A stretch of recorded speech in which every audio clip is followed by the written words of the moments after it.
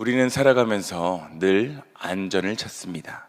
젊을 때는 건강이 안전이다 라고 생각하고, 직장인은 안정된 직장이 안전이다 라고 생각하며, 나이가 들면 노후 자금이 안전이다 라고 생각하기 때문에 우리는 보험도 들고 저축도 하고 건강 검진도 받고 인간관계도 관리합니다.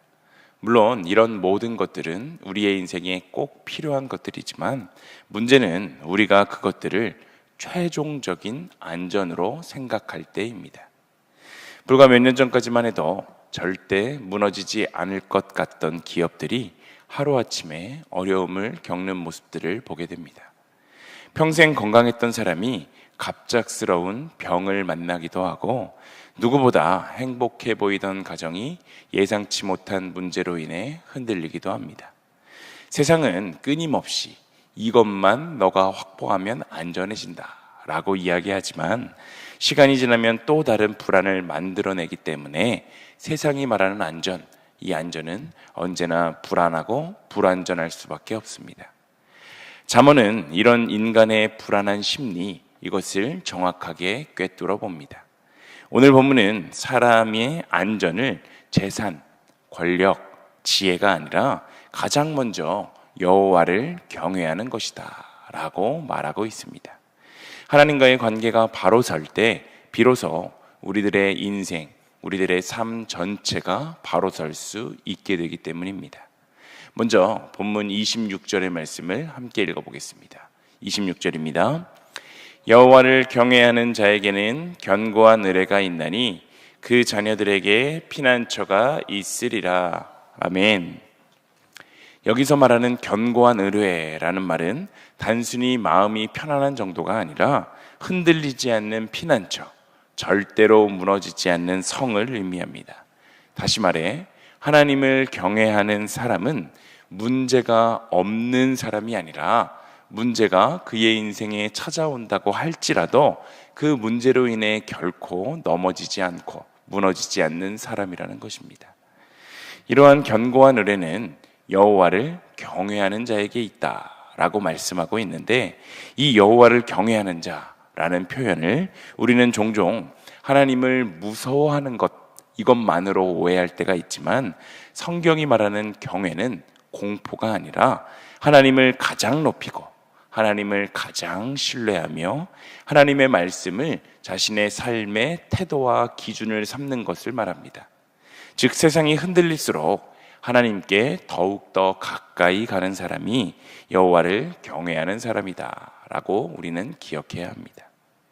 이어지는 27절에도 여호와를 경외하는 것은 생명의 샘이니 라고 말하는데, 이 샘은 한 번 물을 받아두는 그런 웅덩이와는 달리 계속해서 물이 솟아나는 공급원이 됩니다.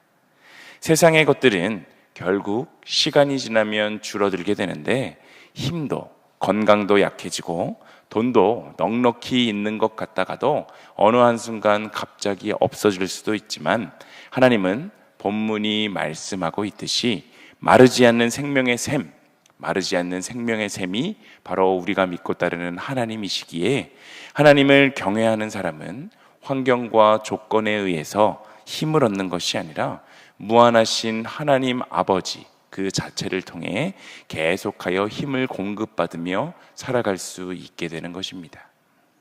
한 연구에서는 사람들의 행복을 결정하는 요소를 조사했는데, 소득이 높으면 높아질수록 계속하여 그 행복이 커질 것이다 라고 예상했던 것과는 달리, 소득이 일정 수준을 넘어서면 행복의 증가폭이 아주 작아지는 것을 확인하게 되었습니다.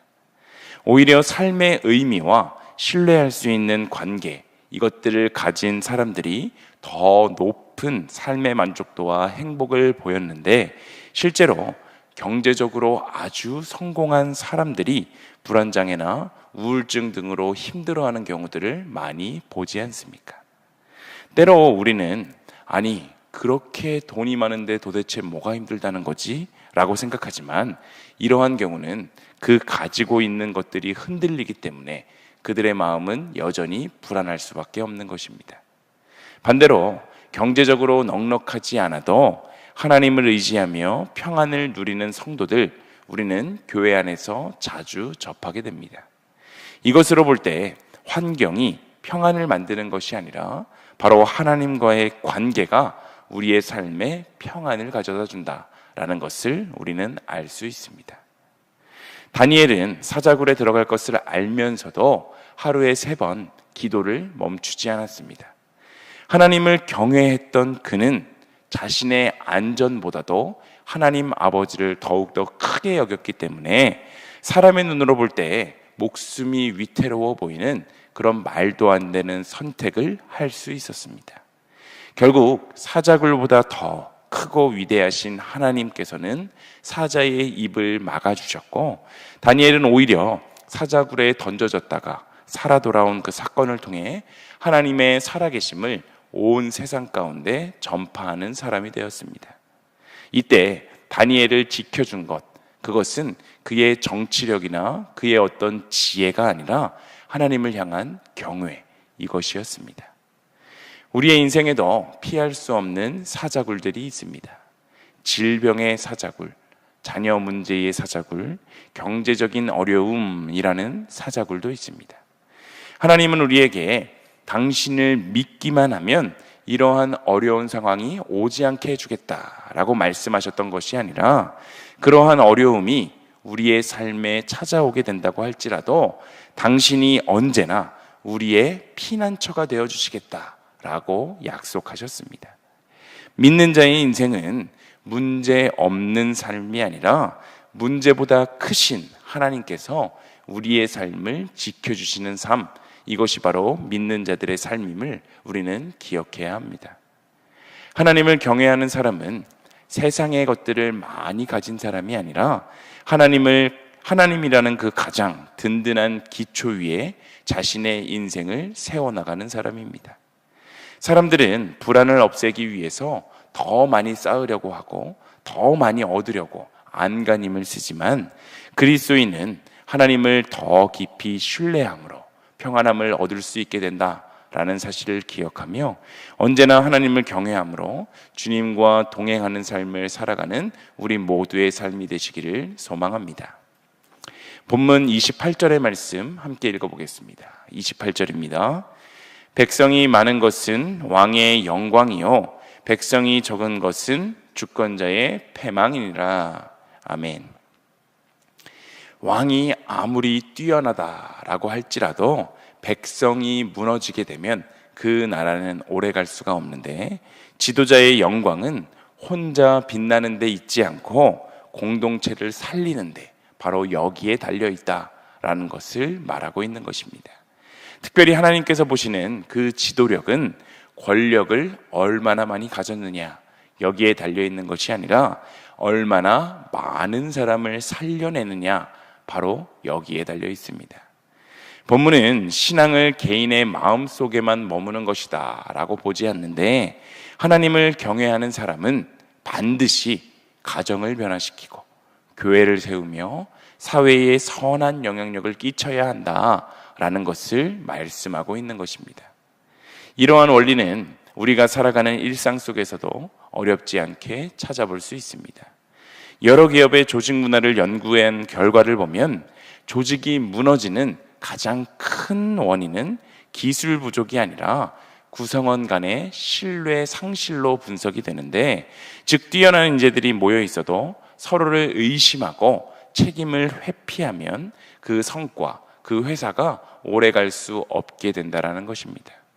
반대로 기술력이나 능력이 완벽하지 않은 조직이다 할지라도 서로 신뢰하고 배려하는 그러한 문화가 자리 잡으면 어려움을 함께 극복하고 더 좋은 조직으로 나아가는 경우가 많습니다. 이것들은 결국 조직을 세우는 것은 뛰어난 시스템 이전에 사람의 성품이라는 것을 잘 보여줍니다. 오늘 본문 잠언은 이미 오래전부터 이 사실을 말씀하고 있는데, 분노를 절제하고 시기를 버리고 화평을 이루는 사람이 바로 공동체를 살린다라는 것입니다.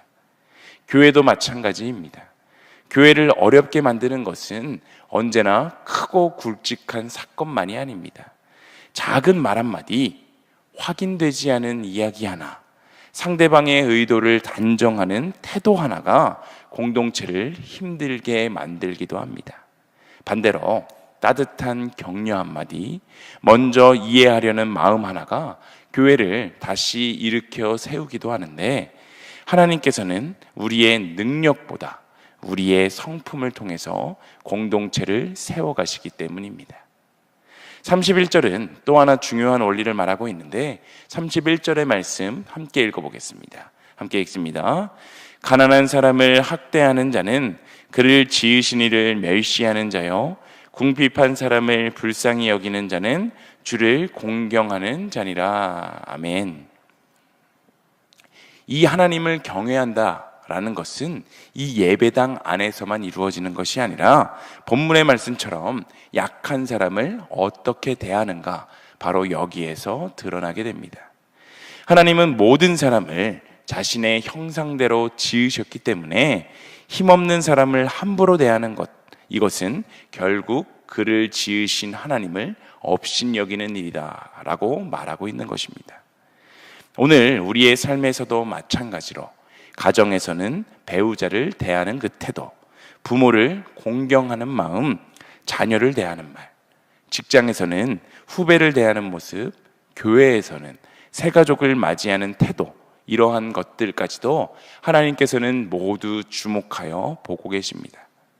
우리의 믿음과 신앙은 주일에 드리는 이 한두 시간의 예배로 평가되는 것이 아니라 우리의 일상의 다양한 관계 속에서 하나님의 성품을 나타낼 수 있어야 한다라는 것, 이 사실을 반드시 우리는 기억해야 합니다. 결국 하나님을 경외하는 사람은 혼자 신앙생활을 잘하는 데서 끝나지 않습니다. 하나님을 경외하는 사람은 그의 말을 통해서 공동체가 세워지고, 그의 인내를 통해 갈등이 줄어들며, 그의 사랑을 통해 사람이 살아난다라는 사실을 기억하며 바로 내가 진정한 주님을 경외하는 자가 되기 위해 최선을 다하는 우리 모두의 모습이 되시길 소망합니다. 오늘 본문은 하나님을 경외하는 자가 견고한 삶을 살고 공동체를 살려낸다 라고 말씀하지만, 솔직히 우리 중에 이 말씀을 온전히 살아낼 수 있는 사람이 많지 않습니다. 아니, 아예 없습니다. 우리는 여전히 하나님보다 세상을 더 의지하고, 불안할 때 기도보다 계산을 먼저 하며, 이웃을 사랑하기보다 이웃에게 상처를 더 많이 주며 살아가지 않습니까? 하지만 그럼에도 불구하고 우리가 낙심하지 말 것은, 하나님이 우리에게 이 말씀을 주시니요, 하나님이 오늘 새벽 우리에게 잠언의 말씀을 통해 이것을 말씀하시는 이유는 우리를 좌절하게 만들려고 하시는 것이 아니라 우리의 힘이 아닌 예수 그리스도를 바라보아라 라고 말씀하시는 것이기 때문입니다. 복음은 우리의 완벽함을 요구하지 않습니다. 예수님은 이 땅에서 하나님을 완전하게 경외하셨고 십자가에 죽기까지 순종하셨으며, 그리고 그 십자가에서 우리의 모든 불순종과 우리의 죄악까지 담당하셨습니다. 복음은 내가 완벽하게 하나님을 경외해야 한다, 그래야만 구원에 이르게 된다라는 것이 아니라 예수님이 완벽한 순종을 이루셨기 때문에 우리는 그분만 믿으면 의롭게 된다라는 것입니다. 그래서 우리의 순종은 구원의 조건이 아니라 감사의 고백이 되어야 합니다. 심판이 두려워서 억지로 행하는 것이 아니라 십자가의 큰 사랑을 경험했기 때문에 우리는 기쁨으로 주님을 경외하며 나아갈 수 있는 것입니다. 세상은 여전히 돈과 성공이 안전이다 라고 유혹하지만, 진짜 흔들리지 않는 피난처는 오직 여호와를 경외하는 자에게만 주어진다라는 사실을 기억하시기를 소망합니다. 오늘도 우리를 먼저 사랑하신 예수 그리스도의 그 은혜를 붙들고 나를 살리고 가정을 살리며 교회를 세우는 진짜 경외의 삶을 살아가는 우리 모두의 인생이 되시길 간절히 소망합니다.